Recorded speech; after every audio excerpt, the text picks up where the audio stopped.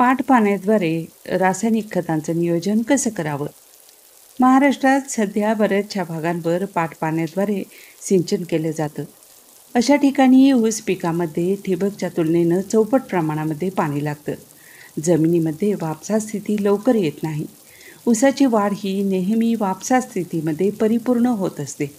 त्यामुळं जोपर्यंत शिवार वापसा स्थितीमध्ये येत नाही तोपर्यंत ऊसाची वाढ खुंटते. बरेचसे शेतकरी अशा ऊसामध्ये 3 ते 4 वेळा रासायनिक खतांचं नियोजन करतात. लागवड झाल्यानंतर एकदा, बाळ भरणीच्या वेळेस दुसऱ्यांदा, पक्क्या भरणीच्या वेळेस तिसऱ्यांदा आणि पावसाळ्याच्या आधी चौथ्यांदा. ही पद्धत योग्य आहे, पण काही प्रगतिशील शेतकरी हीच रासायनिक खतांची मात्रा 8 ते 9 वेळा देतात. 1 एकर ऊसासाठी 200 किलो नत्र, 100 किलो स्फुरद, 100 किलो पालाश याची आवश्यकता असते. याचा अर्थ 10 पोती युरिया, 12 पोती सिंगल सुपर फॉस्फेट आणि 4 पोती MOP याची आवश्यकता असते. बरेचसे शेतकरी ही मात्रा 3 ते 4 टप्प्यांमध्ये देतात.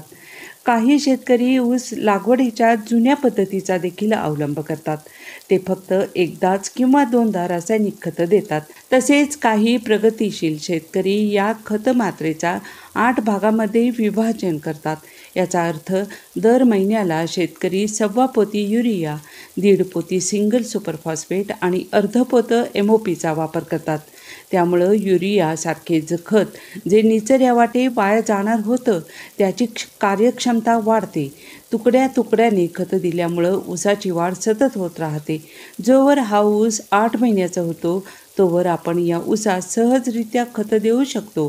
पण नंतर ऊस जसजसा मोठा होतो तसं आपणास खतं देण्यास देखील अडथळे येतात. रासायनिक खतं शिवारामध्ये टाकल्यानंतर शक्य झालं तर ती माती आड करावीत.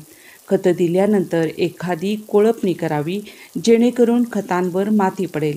अशा पद्धतीनं खतांचं नियोजन केल्यामुळं रासायनिक खतांची उपलब्धता वाढते.